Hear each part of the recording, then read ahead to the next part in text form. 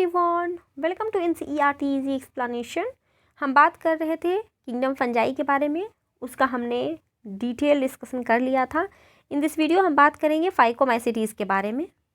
Basically जो फाइकोमाइसीटीज़ हैं बच्चों, वो एक्वाटिक हैबिटेट में ज़्यादातर पाए जाते हैं।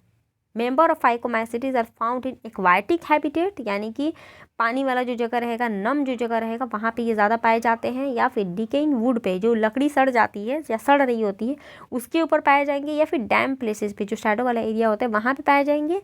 या फिर ये ऑब्लिगेट पैरासाइट के तौर पे भी पाए जाते हैं प्लांट के ऊपर। 4 जगह मैंने बता दिया, आपको याद रखना है। कौन कौन सा?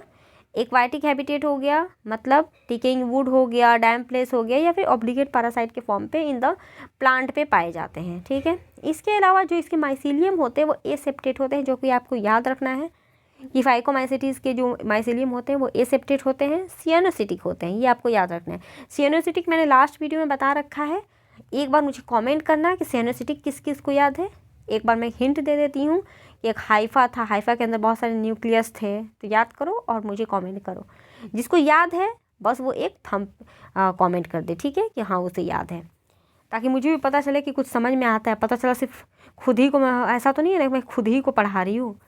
इसके अलावा जो सेक्सुअल रिप्रोडक्शन जो होता है वो ज़ूस्पोर के थ्रू होता है। यानी कि याद करो, मैंने जब रिप्रोडक्शन की बात करी थी तो फंजाई के अंदर तीनों तरह से रिप्रोडक्शन होता है, वेजिटेटिव भी, एसेक्सुअल भी, सेक्सुअल भी।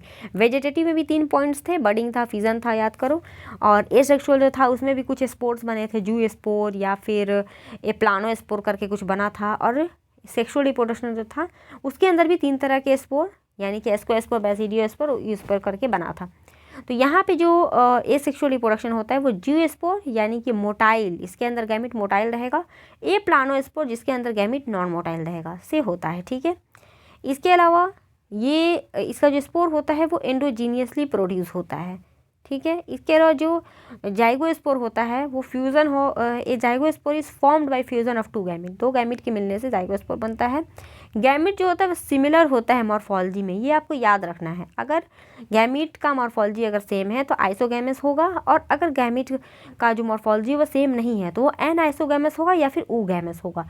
आपको ये वर्ड याद रखना है एग्जाम्पल के साथ, कि अगर आइसोगैमस है तो उसका गैमिट सेम रहेगा, और अगर एनाइसोगैमस है या फिर ऊगैमस है तो उसका जो गैमिट होगा वो डिसिमिलर होगा। एग्जाम्पल है म्यूकर, इसी का एग्जाम्पल है राइजोपस, जो कि ब्रेड मॉड में अर्लियर हम लोग मेंशन किए हैं, वो है। एल्ब्यूगो है जो कि पैरासाइट होता है मस्टर्ड के ऊपर, ये आपको याद रखना है। इसका एग्जाम्पल यहाँ पे दिया हुआ है, दिस इज़ नथिंग बट म्यूगर, ये हमारा म्यूगर का फिगर दिया हुआ है, ये देखो म्यूकर इसमें भी है।